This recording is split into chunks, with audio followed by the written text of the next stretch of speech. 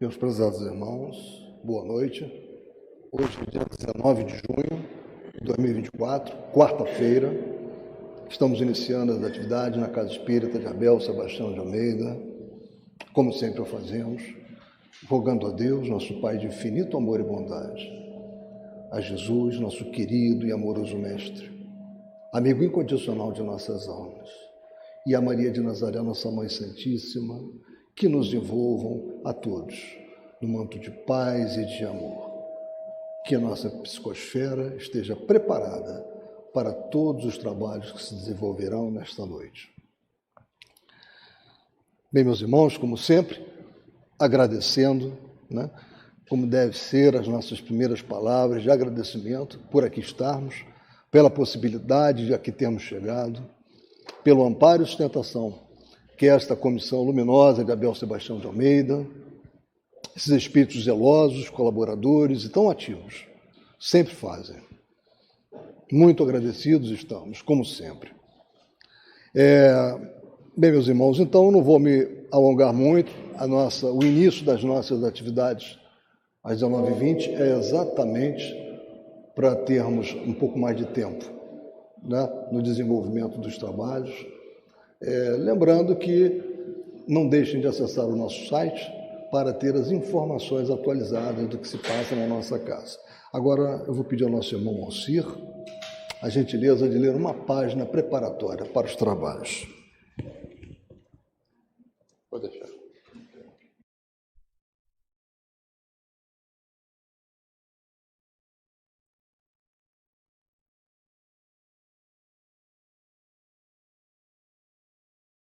De Vida, psicografia de Chico Xavier, ditada por Emmanuel.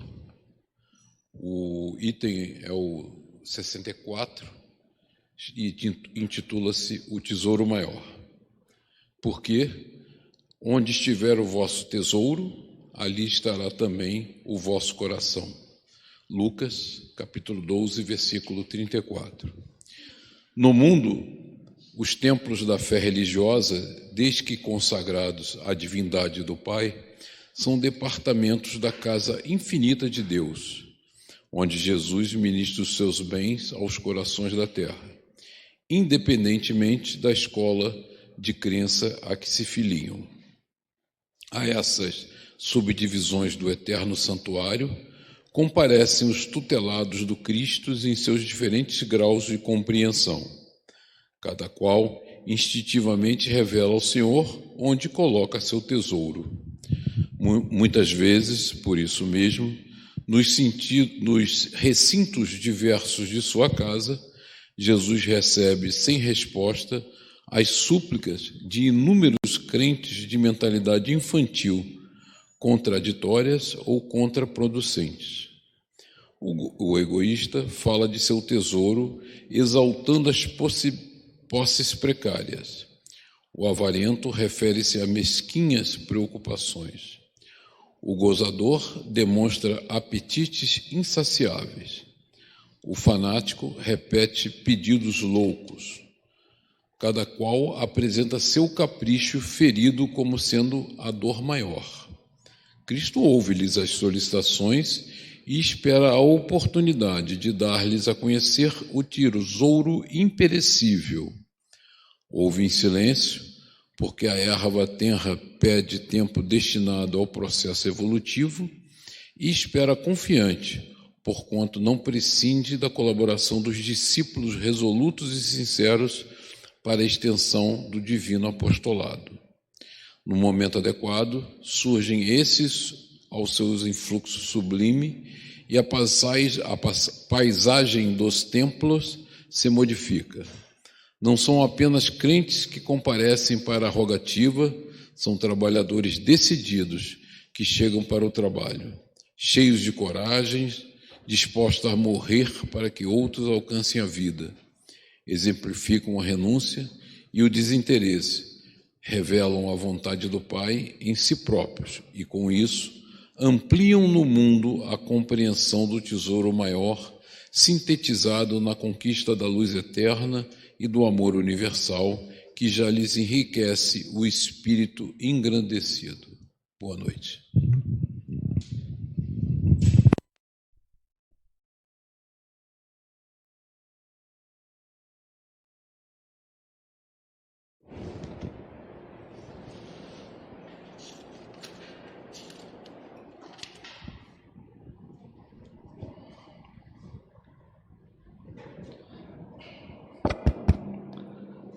Bem, meus irmãos, só um esclarecimento preliminar.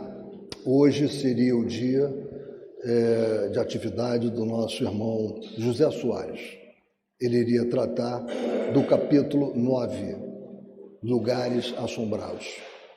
Ele não teve condições, houve um problema de agenda, ele até me falou com alguns dias de antecedência. Eu me preparei para o capítulo 10, esqueci de falar com o Gilberto, e a nossa programação saiu como sendo hoje o capítulo 9. Esse engano se deve a mim, eu acabei não informando. Então, mas o nosso irmão José Soares vai falar do tema dele, só que ele vai falar no dia 26. Tá? E o tema de hoje é um tema que pode ser falado realmente, tratado hoje ou tratado no dia 26, porque é da natureza das comunicações. Kardec, ele analisa, né, as diversas naturezas das comunicações. Eu não sei se o som está bom ou está com eco. Não está não, né?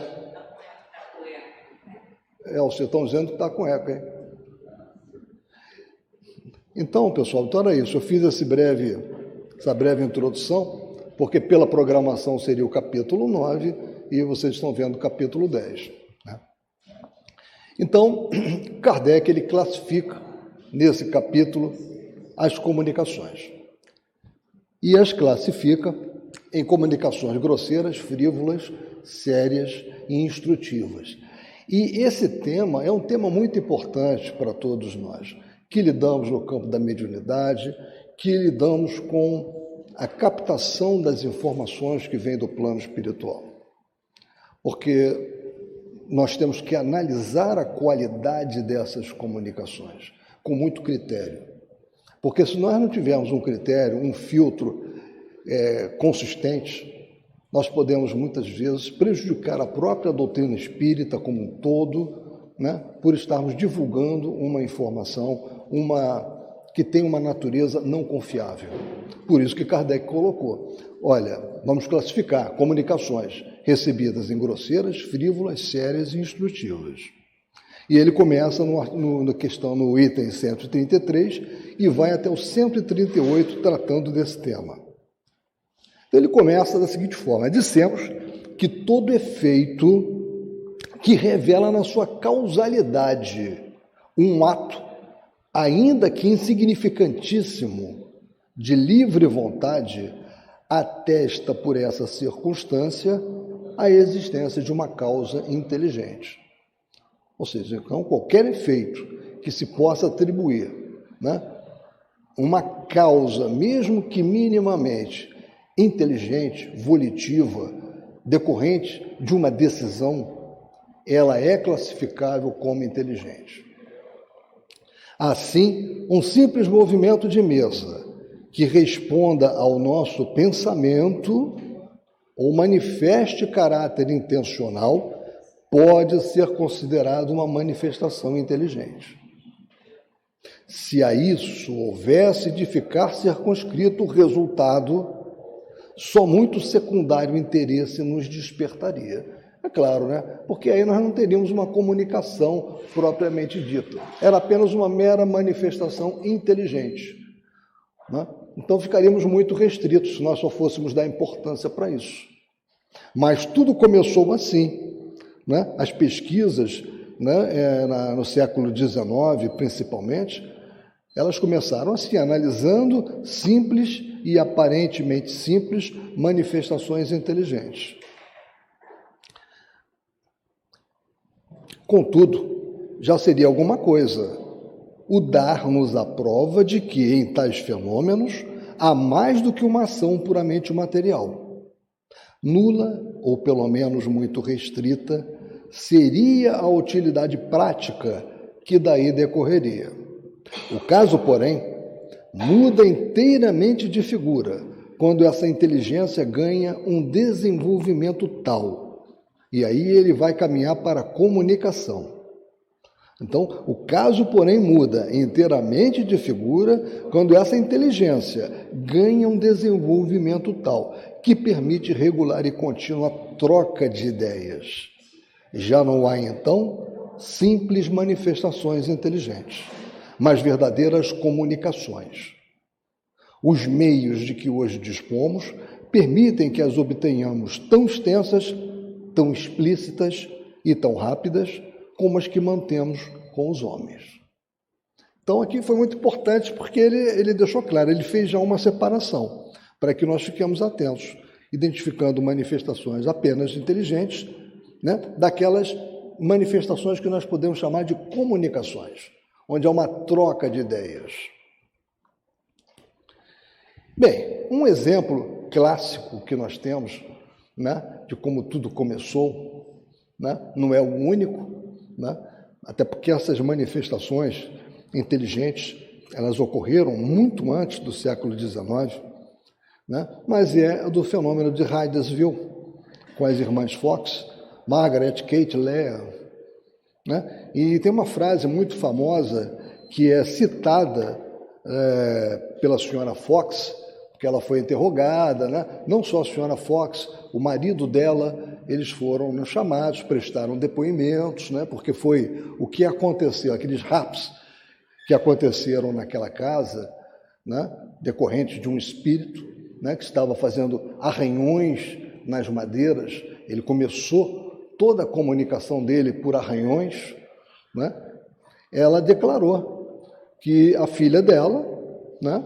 A Kate, ela tomou a frente que antes ninguém tinha feito de tentar conversar, porque antes estava-se apenas acompanhando o barulho. Ficava a senhora Fox de um lado da porta, o senhor Fox do lado de fora, aqueles arranhões acontecendo na porta, né? Depois batidas, e a Kate, ela pediu, chamou essa pessoa, esse espírito de senhor pé rachado. Ela acreditava que fosse aquela figura, né, do demônio que tanto se falava, que tem o pé, né, aberto de bode, né, aquela pata de bode. Senhor pé rachado, faça o que eu faço. Imediatamente seguiu-se o som com o mesmo número de palmadas, que ela deu palmadas, né, bateu com as mãos.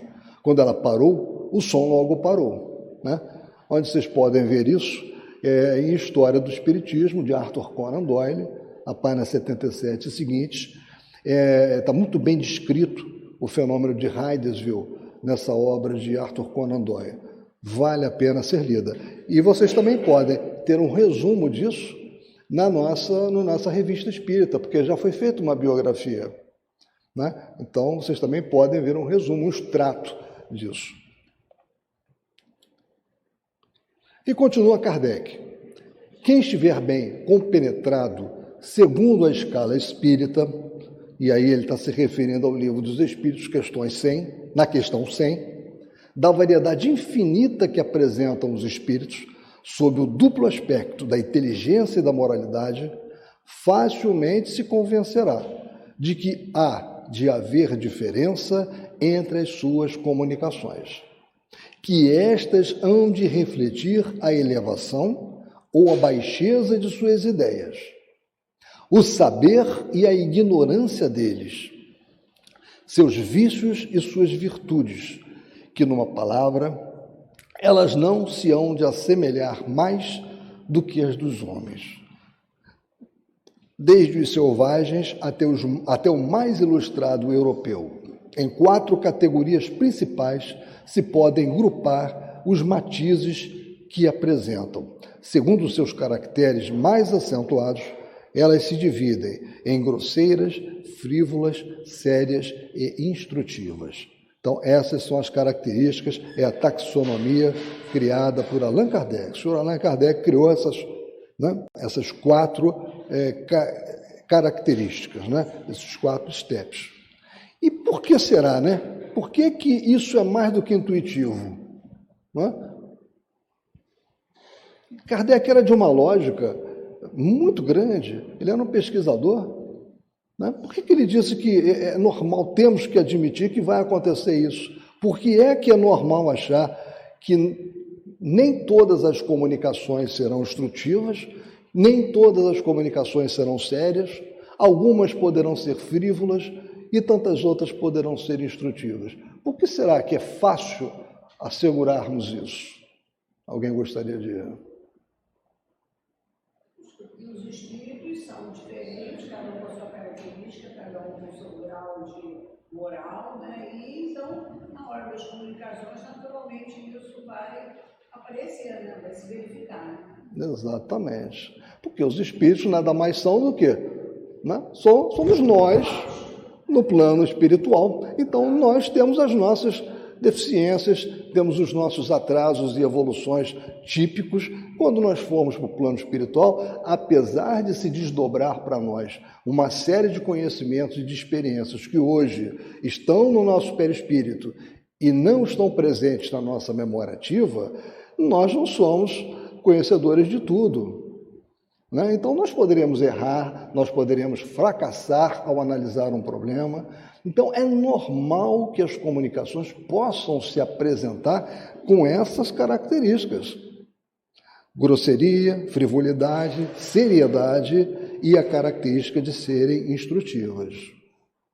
Dionísio, aqui tudo bom, ele até faz uma colocação. Deixa eu só botar um microfone para você,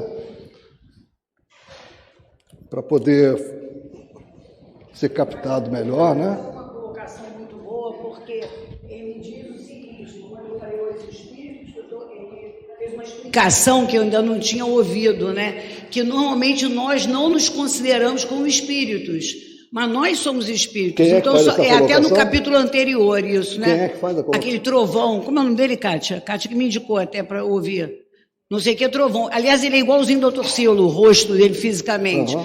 Tem umas palestras muito boas. Uhum. Então, ele disse que nós precisamos ter essa consciência, porque nós somos espíritos. E quando, numa leitura, a gente lê os espíritos, nós deveríamos dizer nós, os espíritos. Então, exatamente, por isso eu fiz essa colocação agora. Muito bem colocado. E a gente nunca pensa nisso, né? A gente está sempre achando que, quando eu falo de espírito, o espírito está lá longe, o espírito, não, mas somos nós estamos falando de nós. A comunicação somos nós, se nós escrevemos ou em qualquer outro momento, né? E a gente faz essa diferença, né? É verdade. O Alceu costuma dizer muito isso, né? Ele repete algumas vezes nas palestras dele sobre isso. Não é o meu espírito, eu sou o espírito. Mas é exatamente isso. E aqui, como Kardec fala, né, da questão 100 do Livro dos Espíritos, eu trouxe aqui apenas um diagrama, né? Porque fica mais fácil, porque é muito extenso, é uma questão grande, né? Mas nós temos o quê? 3 ordens. Kardec classificou os espíritos segundo a sua característica, a sua evolução, né? Em 3 ordens. E diversas classes, 10 classes. Sendo que essas classes, entre elas têm uma grande diferença, pode haver vários detalhes, e elas são intermináveis na horizontal. Tem outras nuances. Então, quem está na 9ª classe, na 8ª classe, qualquer uma dessas classes aqui, tem uma série de nuances na horizontal. Tá? Ou seja, eles vão evoluindo, até poder ir para a classe superior. E isso aqui é pedagógico. Evidentemente, Kardec até alerta. Essa é uma mera classificação só para nós nos orientarmos. Né? Então, ele diz lá, na primeira ordem, são aqueles que alcançaram o grau máximo de perfeição. Né? Na segunda ordem, são os bons espíritos, onde a predominância do espírito sobre a matéria, e eles têm o desejo do bem. Prepondera o espírito sobre a matéria e prepondera o desejo do bem. Aí vocês vejam que nessa segunda ordem, você tem a 2ª classe, 3ª classe, 4ª classe, 5ª classe. E em cada uma dessas classes, variações na horizontal. A mesma coisa na 3ª ordem. Né? São espíritos imperfeitos ainda, que se caracterizam pela predominância da matéria sobre o espírito e pela inclinação ao mal. O orgulho, o egoísmo e todas as más paixões que lhes são consequência têm intuição de Deus, mas não o compreendem. O seu caráter revela a sua linguagem, tem um mau pensamento. Então, são características.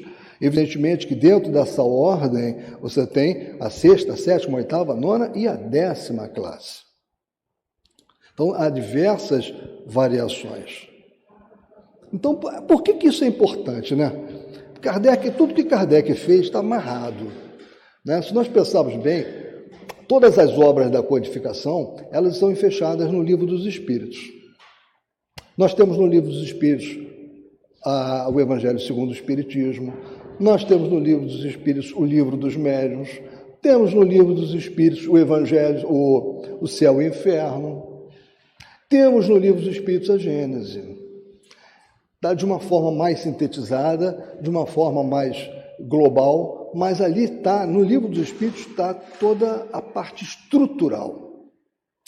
Aí Kardec, a partir da parte estrutural, ele detalhou isso com, é claro, né? Ele, na verdade, foi um mero intermediário. Os espíritos, ele secundado pelos espíritos, detalhou todas aquelas características em livros próprios. E por isso ele colocou isso aqui. Essa análise que está aqui, ela é importante. Por quê? Para nós ficarmos sempre lembrando, quando pegarmos uma comunicação, analisarmos bem. E, às vezes, a análise não pode partir só de uma comunicação que a gente recebe. Allan Kardec nos diz também que é preciso ter uma constância de avaliação da mensagem que aquele espírito nos traz.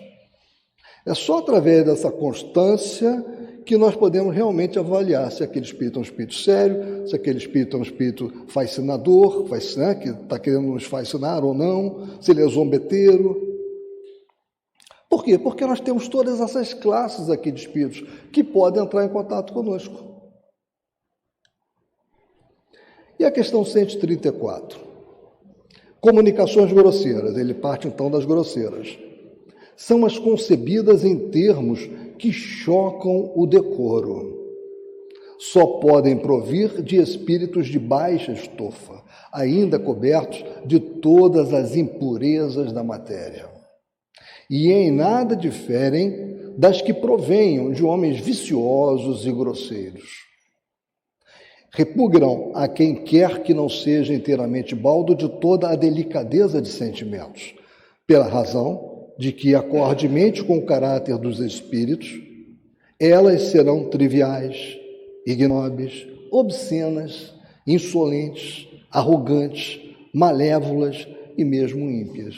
Então ele está mostrando o seguinte, como é que eu identifico? Dependendo desse linguajar, eu já identifico na hora a comunicação e vou afastar.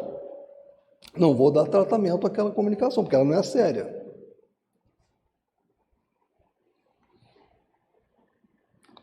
No item 135, ele já fala das frívolas. As grosseiras são muito fáceis de você identificar.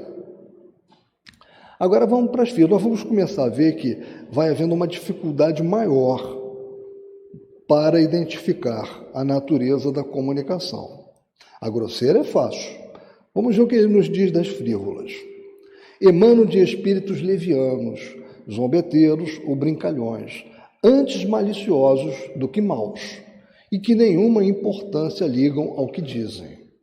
Como nada de indecoroso encerram, essas comunicações agradam a certas pessoas, que com elas se divertem, porque encontram prazer nas confabulações fúteis, em que muito se fala para nada dizer.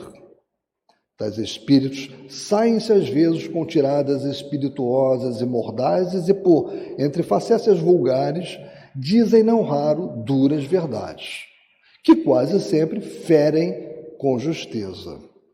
Em torno de nós pululam os espíritos levianos, que de todas as ocasiões aproveitam para se intrometerem nas comunicações. Essa questão que ele coloca é fundamental. Em torno de nós pululam os espíritos levianos que de todas as ocasiões aproveitam para se intrometerem nas comunicações. Qual é a conexão que nós temos no Livro dos Espíritos? Questão 459, né? Onde os espíritos respondem para Kardec que a interferência que eles fazem é muito maior do que ele pensa. Praticamente eles nos conduzem. Eles nos envolvem. Então, por isso que nós todos temos que ter muita atenção. Porque o tempo todo nós estamos sendo envolvidos, né? Uma desatenção é suficiente para nós podermos nos ligarmos, mesmo que temporariamente, a um desses espíritos. A verdade é o que menos os preocupa. Daí o maligno encanto que acham em mistificar os que têm a fraqueza e mesmo a presunção de neles crer sob palavra. Eles atuam muito nesses lugares que procuram fazer os prognósticos do futuro, né? Cartomancia, quiromancia, jogo de runas, essas adivinhações, né? Esses quejandos todos, né? É um lugar muito oportuno para eles estarem, porque eles trabalham exatamente aquela ideia, o que a pessoa quer ouvir, aquilo que mais preocupa. Eles não estão preocupados com a verdade, eles estão preocupados em dar uma comunicação que satisfaçam a eles, em termos de pilhéria, de facécia. Então temos que tomar muito cuidado. As pessoas que se comprazem nesse gênero de comunicações, naturalmente, dão acesso aos espíritos levianos e falaciosos. Delas se afastam os espíritos sérios. Do mesmo modo que na sociedade humana, os homens sérios evitam a companhia dos doidivanas. Né? Ou seja, o que nós podemos extrair daí? É a lei que nós já estamos acostumados a tratar aqui na casa, estudamos bastante, é a lei de afinidade. Ou seja, nós vamos atrair aqueles que estão no mesmo nível vibratório do que nós, no nosso pensamento. Se o nosso pensamento é de ódio, tenhamos certeza que vão nos cercar aqueles que estão cheios de ódio. Se o nosso pensamento é de luxúria, tenhamos absoluta certeza que aqueles que ainda estão muito ligados a essas questões de luxúria vão estar ao nosso lado. E assim por diante. Né?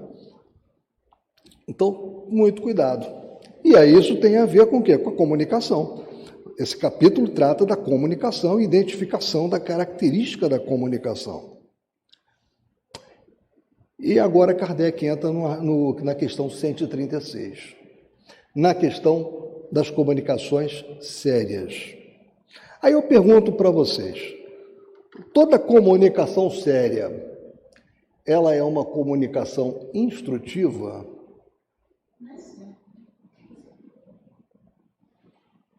Não necessariamente. Depende do conhecimento daquele que vai fazer a comunicação. Né? Nem todo mundo tem todas as informações, mas não quer dizer que não seja boa. Não quer dizer que não sejam sérias, né? Que não sejam sérias, exatamente, porque nem todo mundo tem conhecimento total para dar determinadas explicações, né, ou comunicação da melhor forma possível. Mas isso não quer dizer que ela não tenha seu valor, né? Então, perfeito. Vamos então ao que Kardec nos esclarece. As comunicações sérias são ponderosas quanto ao assunto e elevadas quanto à forma. Toda comunicação, e aí ele vai nos dizer o que é a comunicação séria. Toda comunicação que isenta de frivolidade e de grosseria, objetiva um fim útil, ainda que de caráter particular, é, por esse simples fato, uma comunicação séria. Ou seja, se ela tem um objetivo, né, de ser útil, de dar uma utilidade, ela é séria. Nem todos os espíritos sérios são igualmente esclarecidos. Ele faz uma observação importantíssima. Nem todos os espíritos sérios são igualmente esclarecidos. Isso nós já vimos. Questão 100 do Livro dos Espíritos. 3 classes, 10 ordens, não é? Por isso é que os espíritos verdadeiramente superiores nos recomendam de contínuo que submetamos todas as comunicações ao crivo da razão e da mais rigorosa lógica. No tocante a comunicações sérias, cumpre se distingam as verdadeiras das falsas. O que nem sempre é fácil, porquanto exatamente à sombra da elevação da linguagem é que certos espíritos presunçosos ou pseudo-sábios procuram conseguir a prevalência das mais falsas ideias e dos mais absurdos sistemas. E para melhor acreditados se fazerem e maior importância ostentarem, não escrupulizam de se adornarem com os mais respeitáveis nomes e até com os mais venerados. Esse, um dos maiores escolhos da ciência prática. Dele trataremos mais adiante, com todos os desenvolvimentos que tão importante assunto reclama, ao mesmo tempo que daremos a conhecer os meios de premonição contra o perigo das falsas comunicações. Então, a análise das comunicações é fundamental, né? Porque, não sem falar aqui dos espíritos, né, que já trouxeram comunicações e que há uma série de livros escritos, nós sabemos que existem várias objeções a diversas entidades da espiritualidade que trazem informações, né, normalmente para nós, e que nem todas essas informações ainda são possíveis de serem acreditadas. Muitas das vezes, várias informações estão corretas, várias avaliações estão adequadamente colocadas, algumas estão incorretas. E aí é que entra a necessidade do conhecimento doutrinário, de muita ponderação, de prudência ao analisar e, mais ainda, de prudência para divulgar. Porque é muito mais fácil você tratar uma comunicação dessa, que pode trazer, né, uma situação delicada em qualquer ambiente, por não ser uma comunicação que possa ser acreditada, é muito mais fácil falar antes de divulgar, resolver esse assunto antes de divulgar, do que depois de divulgado. Então, essa era a preocupação de Kardec. Kardec, sobre isso, escreveu na Revista Espírita de março de 1868, que eu vou ler um pouco mais à frente. Já era uma preocupação dele. Quando ele voltou da viagem de 1862, que ele fez uma viagem por diversos centros espíritas pela Europa, que foi muito importante para ele tomar conhecimento de como é que estava o movimento espírita, ele, em março de 1863, ele fez um artigo muito interessante, que eu estou com ele aqui. No tocante a comunicações sérias, aí eu já li isso, né? Cumpre-se distinguir as verdadeiras das falsas, o que nem sempre é fácil, né? Eu acho que eu já terminei essa aqui, né? Já, essa aqui já foi. Alguém tem alguma coisa para falar sobre esse ponto aqui? Que nós estamos... Alguma experiência pessoal? Alguma exemplificação? No nosso livro anterior de estudo, a Ivone Pereira passa por isso, né? Com aquele caso do cara que era um escritor e queria contar... Boa, isso aí é interessante. Deixa eu te passar o... Eu não me lembro quem era o espírito, mas era um espírito que queria contar a história dele, de um amor desventurado, de não sei o quê, e que Ivone teve o bom senso de dizer que não podia falar sobre aquilo, escrever sobre aquele romance, né? Porque, embora fosse verdadeiro, fosse sentido, não trazia nenhum conhecimento, não trazia nenhuma instrução para ninguém, né? Indevação do invisível. Isso foi no último livro que a gente estudou. Muito bem observado, muito bem lembrado. Um exemplo muito bom. Dona Ivone Pereira fez exatamente esse trabalho de casa. E ele estava prometendo grande sucesso, né? Porque ele disse que aquilo ia dar muitas rendas para ela. Ele já tinha observado a situação financeira dela, precária. Você veja como é que é a habilidade, né, do espírito. Ele sabia da necessidade financeira, ele trabalhou essa questão com ela. Olha, você pode solucionar vários problemas financeiros, basta que você aceite, né, psicografar esse livro que está aqui. E ela manteve uma postura certa. E a questão 137 são das mensagens, né, das comunicações instrutivas. São as comunicações sérias, né, porque toda comunicação instrutiva ela é, por natureza, séria. Então, são as comunicações sérias cujo principal objeto consiste num ensinamento qualquer, dado pelos espíritos sobre as ciências, a moral, a filosofia, etc. São mais ou menos profundas, conforme o grau de elevação e de desmaterialização do espírito. Para se retirarem frutos reais dessas comunicações, preciso é que elas sejam regulares e continuadas, com perseverança. Olha aquela questão, você tem que analisar de forma continuada e perseverantemente a comunicação, para ter certeza de que vale a pena apostar nela, que vale a pena divulgá-la, porque senão nós podemos fazer um trabalho contrário ao movimento espírita, que é o que Kardec fala na Revista Espírita de março de 1863. Os espíritos sérios se ligam aos que desejam instruir-se e lhes secundam os esforços, deixando aos espíritos levianos a tarefa de divertirem os que em tais manifestações só veem passageira distração.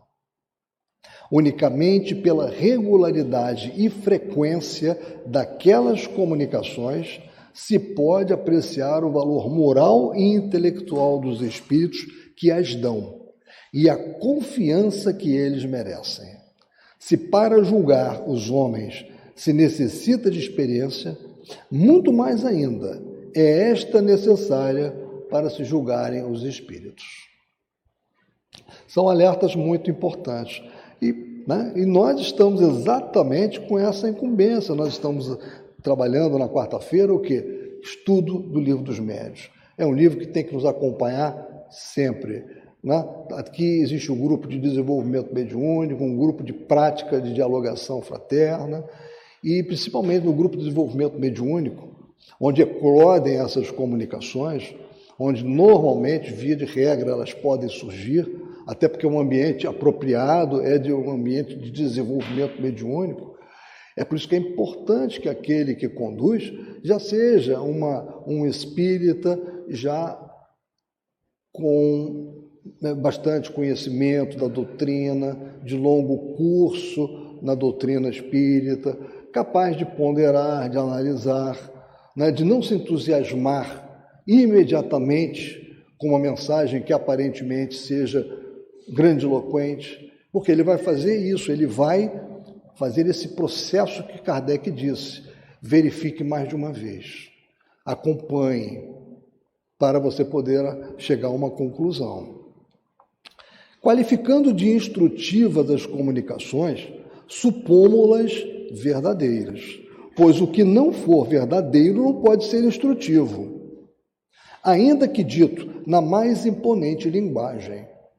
Nessa categoria, não podemos, conseguintemente, incluir certos ensinos que de sério apenas têm a forma, muitas vezes empolada e enfática, com que os espíritos que os ditam, mais presunçosos do que instruídos, contam iludir os que os recebem.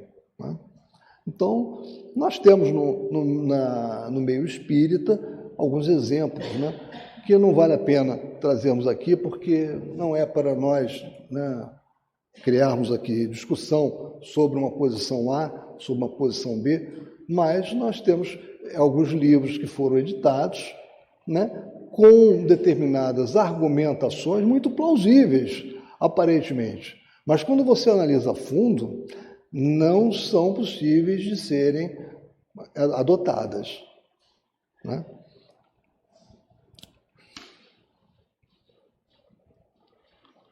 Mas não podendo suprir a substância que lhes falta, são incapazes de sustentar por muito tempo o papel que procuram desempenhar.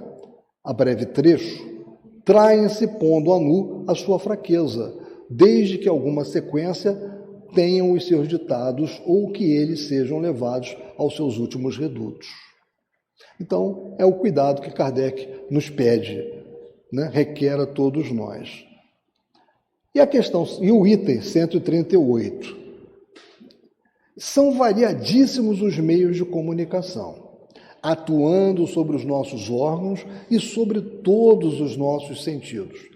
Podem os espíritos manifestar-se à nossa visão por meio das aparições, ao nosso tato, por impressões tangíveis, visíveis ou ocultas, à audição pelos ruídos, ao olfato por meio de odores sem causa conhecida.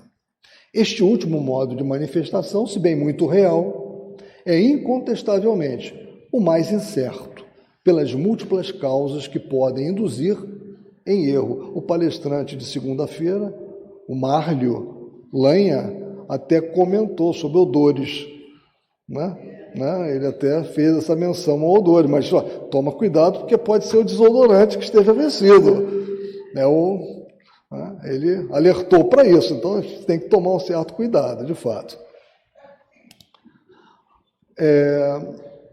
O que devemos examinar com cuidado são os diversos meios de se obterem comunicações, isto é, uma permuta regular e continuada de pensamentos.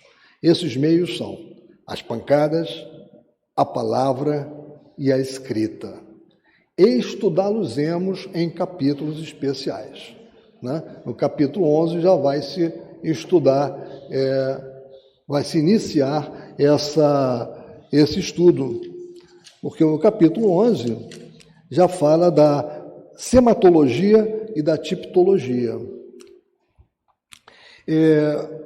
Eu tinha falado de Kardec, que Kardec, em março de 1863, ele fez um trabalho bem interessante. Eu tinha marcado aqui, mas o papelzinho... Não, está aqui. Vale a pena ser lida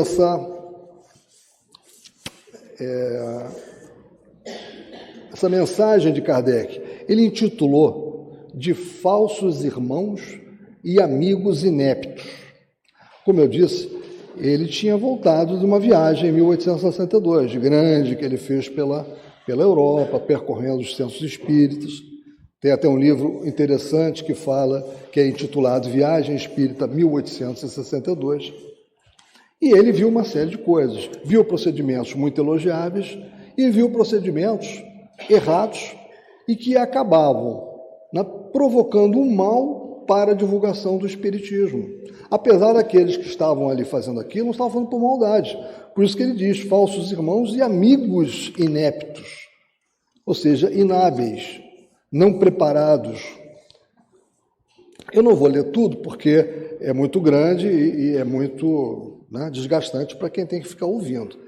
Mas eu só vou ler essa parte que eu separei, que tem a ver com esse cuidado. Entre as inabilidades, e aí ele está falando desses amigos ineptos, que prejudicam a causa espírita, sem ter a intenção de fazê-lo.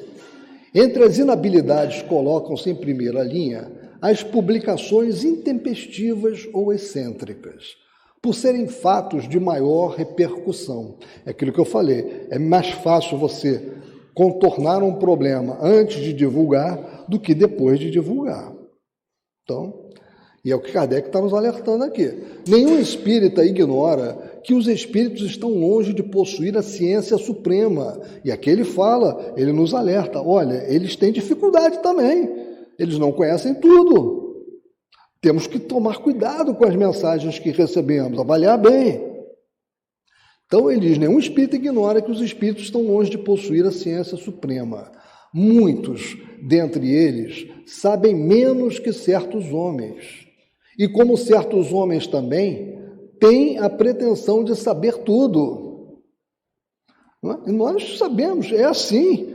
Quantos nós conhecemos que não admitem estar errados, que não admitem voltar atrás nas suas opiniões, que lutam desesperadamente, quixotescamente, para manter a posição, apesar de todas as evidências em contrário? No plano espiritual, temos a mesma coisa. Como a Sandra falou, no plano espiritual, eles só estão desencarnados. Somos nós no plano espiritual, todos nós. Então, continuando. Então, muitos deles sabem menos do que certos homens, e como certos homens também têm a pretensão de saber tudo. Sobre todas as coisas, têm sua opinião pessoal, que pode estar certa ou errada. Ora, ainda com os homens, Os que têm ideias mais falsas são os mais cabeçudos, termo que ele usa. Esses falsos sábios falam de tudo, armam sistemas, criam utopias ou ditam as coisas mais excêntricas e sentem-se felizes quando encontram intérpretes complacentes e crédulos que aceitam as suas elucubrações de olhos fechados. E olha, é muito comum. Isso é muito comum. A pessoa se encantar porque está começando a receber uma comunicação e a partir daquele momento, aquele encanto vira uma verdadeira fascinação. E começa a aceitar a criação de um sistema, juntar pessoas, perde a análise crítica e temos aí uma complicação. Que Kardec fala, é o chamado fogo amigo, ele só não usou esse termo. Mas o que ele quis dizer com os amigos ineptos, né, é aqueles que, apesar de serem correligionários, por serem descuidados, acabam dando margem a que os detratores joguem pedra. Né?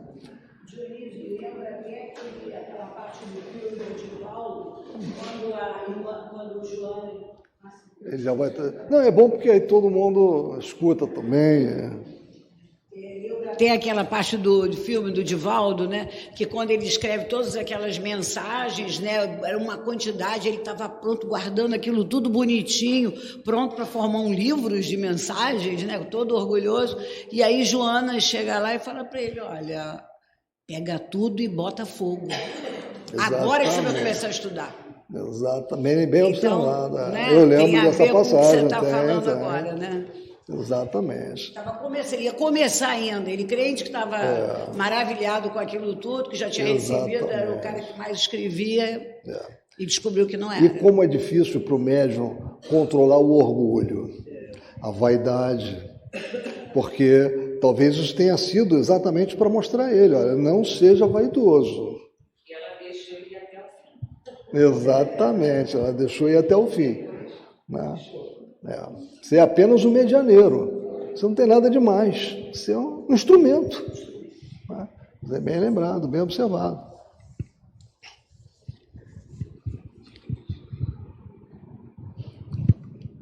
Então eles se sentem felizes quando encontram intérpretes complacentes e crédulos que aceitam as suas elucubrações de olhos fechados.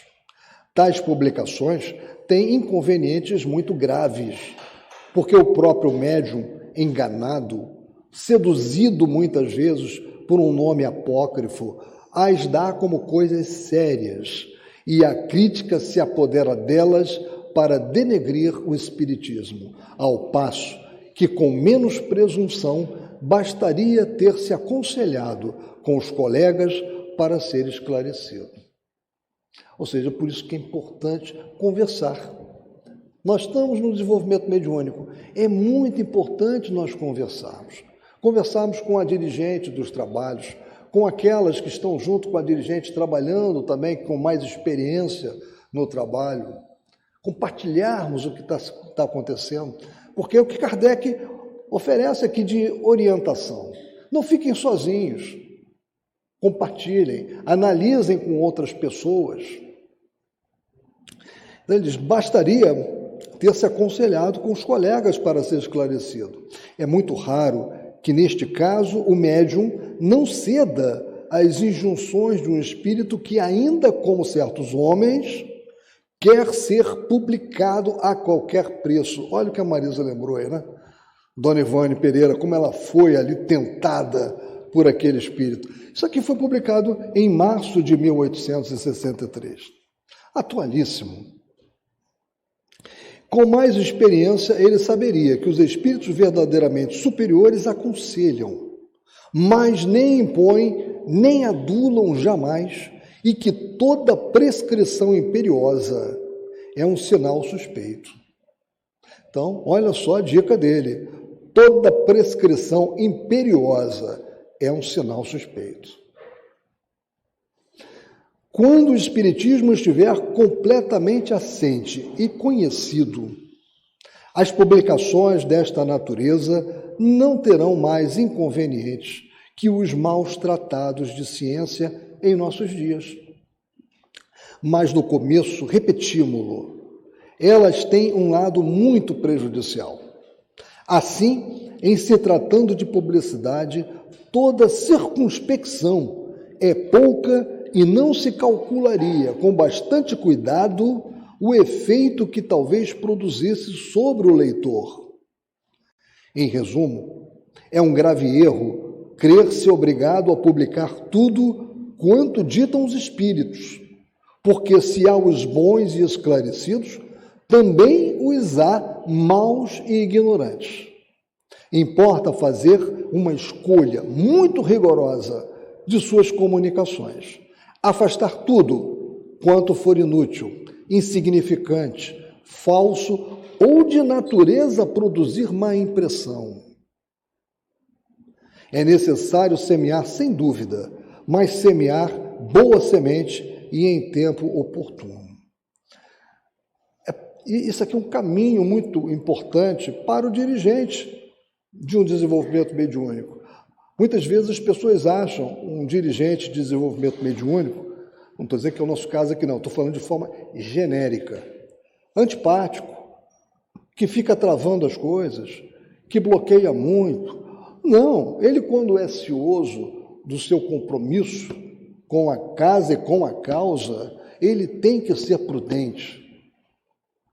Ele tem que fazer passar por vários filtros a comunicação, antes de divulgar aquilo, porque ele sabe os prejuízos que aquilo pode trazer, não só para casa, como para a causa espírita. E aqui Kardec está falando da causa espírita.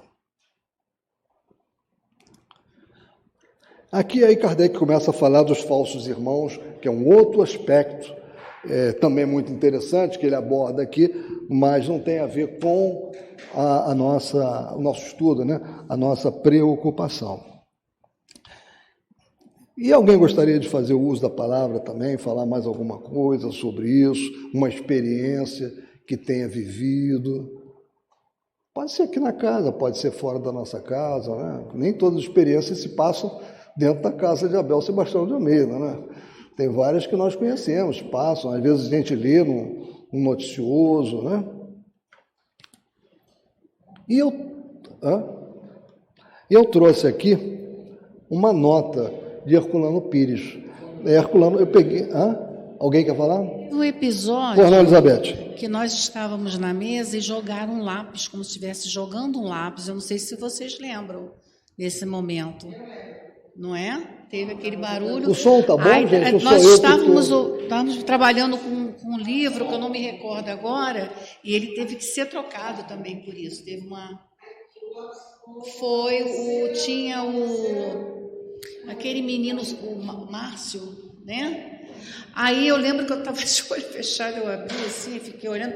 Aí da outra vez foi uma pancada muito forte também. Sim. Aí eu também...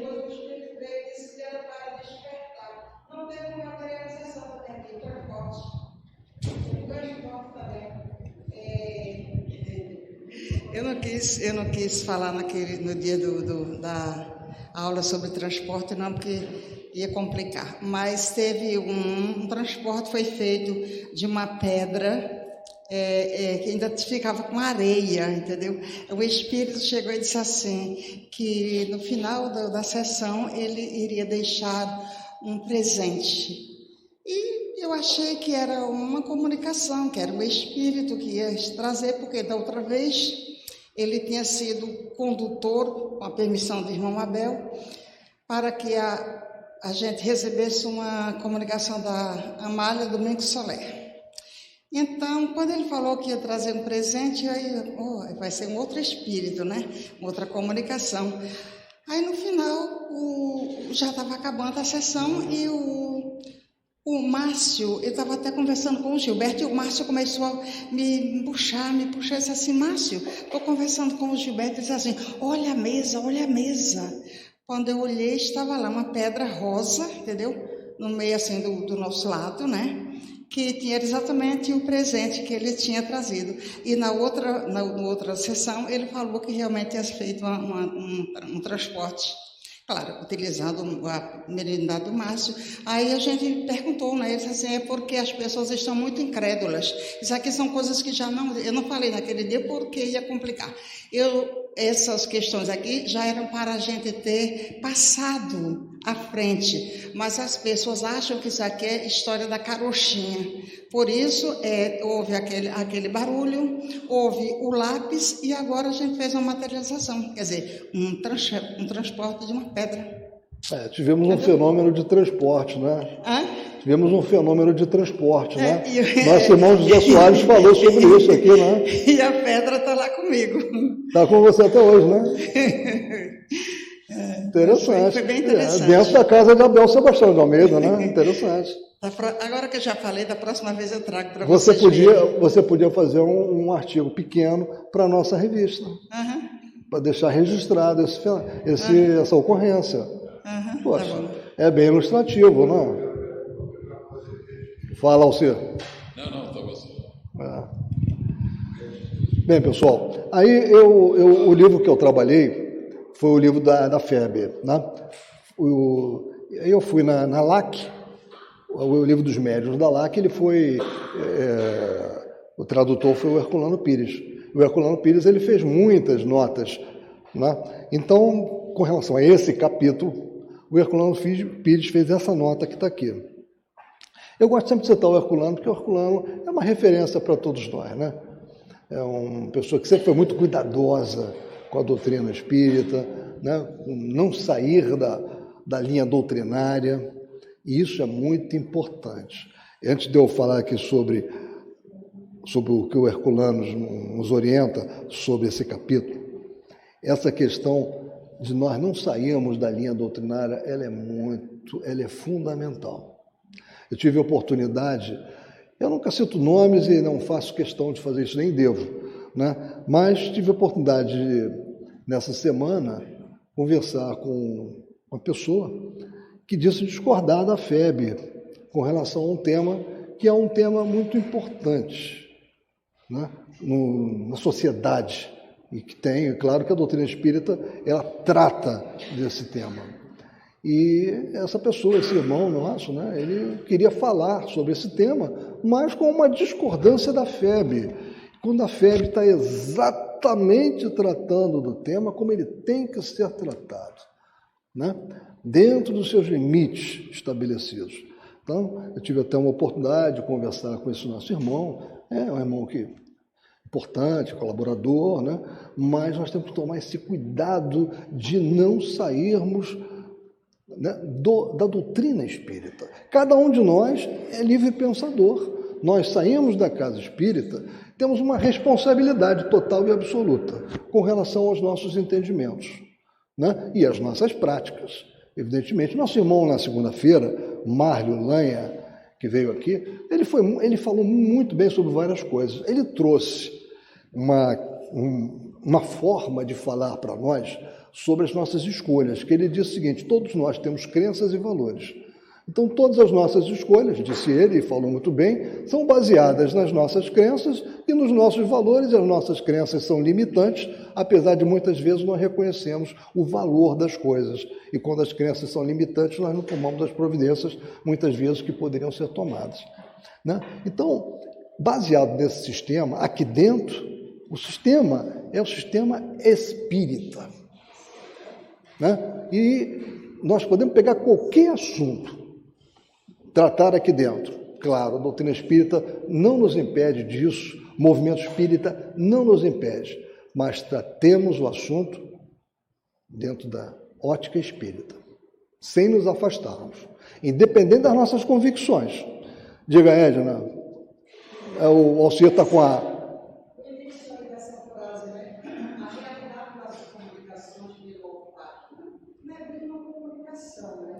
A percepção, né? Comunicar pelo olfato. Mas a gente tem vários relatos, né, da presença da Sheila, a irmã Sheila, né?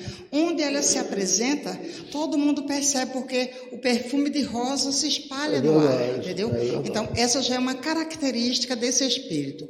Presença da Sheila, rosa Essa é no uma ar. forma de comunicação. Exatamente. Bem característica dela, né? Exatamente, percebe-se que ela está ali, né? A percepção, né? Exatamente. Bem...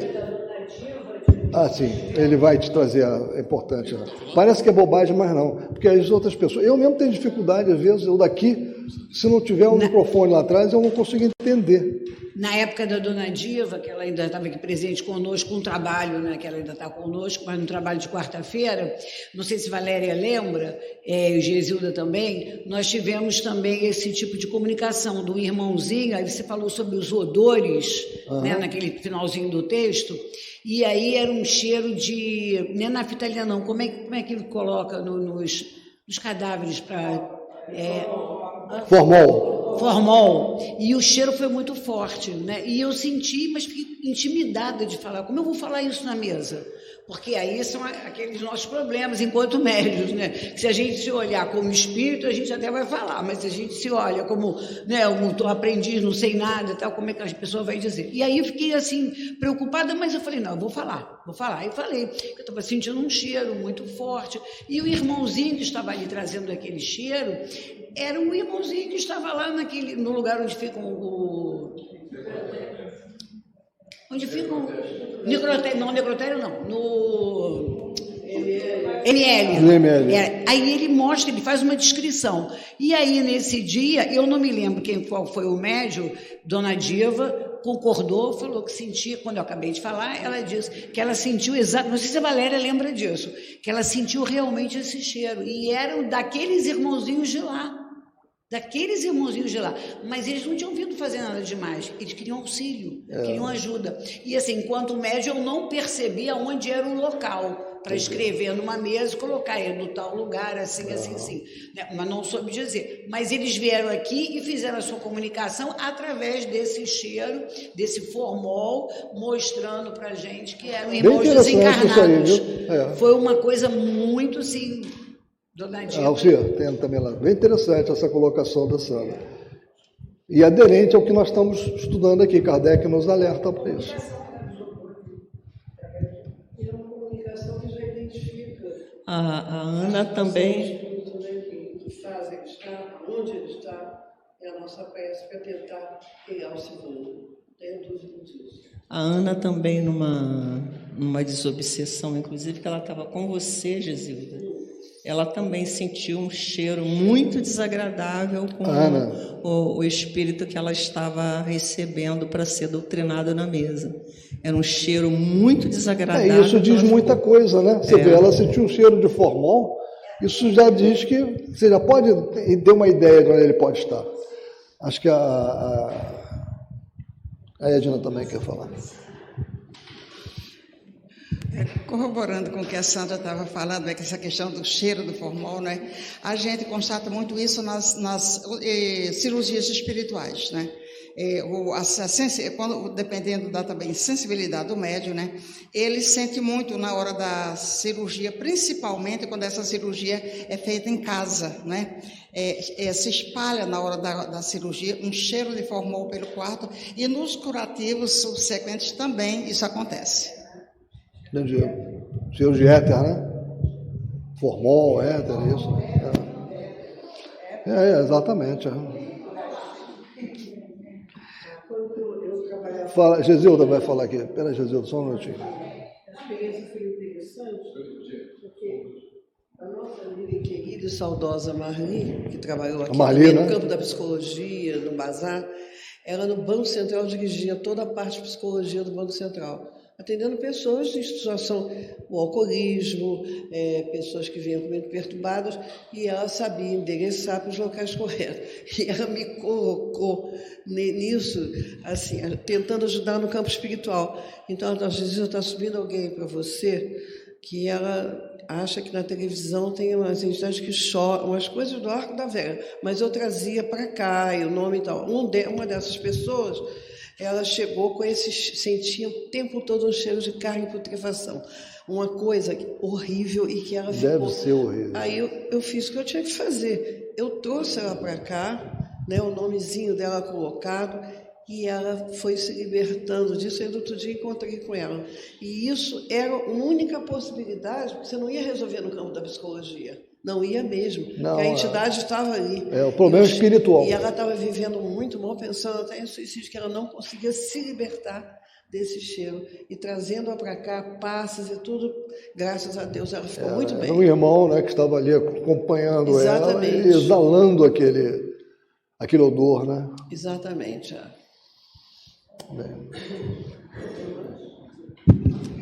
Pessoal, então, o que Herculano Pires ele comenta sobre esse capítulo? Ele fala isso ao final, né? A realidade das comunicações pelo olfato, nós estamos falando bastante disso, né? Confirmou-se plenamente nas experiências espíritas. Olha aí, o que se passou aqui na nossa casa? E através de casos espontâneos numerosos e bem constatados no correr dos anos subsequentes à publicação deste livro. Mas é evidente que não se trata de um meio de comunicação para a troca de ideias. No tocante à linguagem dos espíritos, as observações de Kardec, no número 137, devem ser lidas e relidas, pois se aplicam precisamente a numerosos casos de mistificação verificados na atualidade. Importante notar o rigor e a precisão com que o codificador adverte dos perigos a que se expõem os que se deixam enganar pelos espíritos pseudo-sábios. Verifique-se no final do número 136 a distinção entre comunicações verdadeiramente sérias e falsamente sérias, que é de grande interesse prático, né? São as notas que Herculano Pires, né, as observações que Herculano Pires tinha a nos falar. E ele nos remete a essa questão 137 aqui, que trata das instrutivas, né, e como é que nós devemos analisar e identificar, né? Bem, pessoal, nós temos ainda 3 minutos. Foi bom que nós já falamos também, já tivemos uma boa participação, mas a ideia de nós começarmos um pouquinho antes é essa, é tornar mais, né, com um pouco mais de tempo para a gente conversar, essa troca de experiência, esse aprendizado. Fica uma coisa assim da gente ficar admirada, ele vai trazer o teu... E dando um manancial de coisas novas, absolutamente novas, esse verso dele no plano espiritual, essa coisa quase jornalística que ele fez, assessorado naturalmente pelo Espírito de Verdade. Essa perseguição implacável da verdade, passando tudo pelo livro do bom senso. Que tarefa fantástica que ele deixou para a gente. Em nenhum momento ele contemporiza com alguma coisa média. Mais ou menos, né? Mas não tinha mais ou menos. O que ele tinha dúvida, nós sabemos disso, ele voltava incontáveis vezes. E as entidades iam lá. Então, é esse sentido que a gente tem que ter. Esse arcabouço doutrinário, nós não podemos fugir disso. Em nome de fantasia, muito cuidado. Muito cuidado. O dirigente de uma sessão mediúnica tem que olhar tudo longa e atentamente. Não sem pôr a cara, mas olhar tudo. Porque nós trazemos para ali uma vaidade, um certo guruísmo. Eu vivi muito isso. Pessoas chegavam até de outras casas se considerando prontas. Então, não é isso, não é tirar a possibilidade de crescimento, mas atenção, a gente tem que ter uma fidelidade absoluta a esses princípios de Kardec, na sua clareza, na sua possibilidade de o erro afastar, e sem brutalidade, com muito, digamos assim, força e equilíbrio. Eu acho que o caminho será sempre esse. Eu concordo. Acho que você usou uma expressão muito feliz, Jesuída. Essa perseguição implacável da verdade, né, que Kardec demonstra isso o tempo todo nas obras, né? Perseguição implacável da verdade. Se não for absolutamente verdadeiro, ou se tiver uma réstia de dúvida, eu vou deixar de lado. Na dúvida, abstente. Na dúvida, exatamente. Bem, pessoal, então agora nós temos 1 minuto, se alguém ainda quiser falar alguma coisa, ainda temos 1 minuto aqui de possibilidade, senão nós vamos encerrar. Para aqueles que chegaram um pouco mais tarde, dentro desse 1 minuto que nós temos, eu gostaria de dizer o seguinte: hoje seria nosso irmão José Soares. Ele não pôde vir, né? Ele falaria sobre o capítulo anterior, o capítulo 9, Lugares Assombrados, mas ele vai tratar disso, vai tratar no dia 26. Né? Então, nós apenas fizemos, como se diz no xadrez, um rock, né? Porque esse tema aqui ele pode ser falado em qualquer momento, porque falar da natureza das comunicações permeia o tempo todo os estudos da doutrina espírita.